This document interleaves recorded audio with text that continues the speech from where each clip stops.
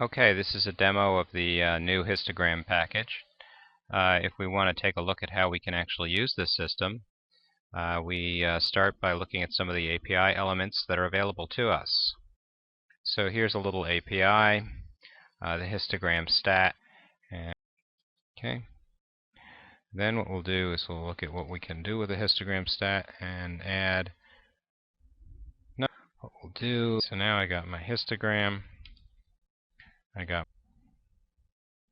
see who uses the hist panel. Equals new. I better set the frame size. Set the visibility to be true. Ooh, how very nice. Ain't that nice?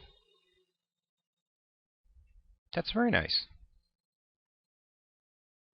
Very cool, very cool.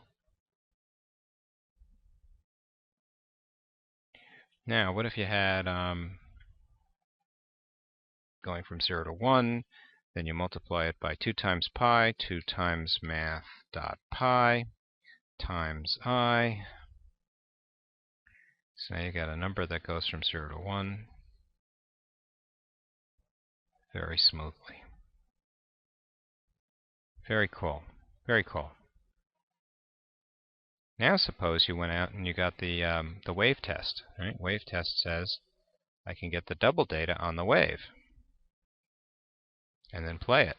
Let's have a look and see how that works. And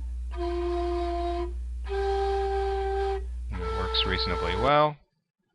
So now what we'll do is we'll go out and get the wave data, put it into the main,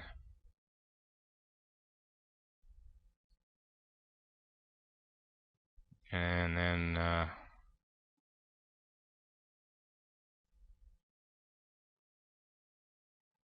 we'll get the double data and run a for loop. We'll say hp.add.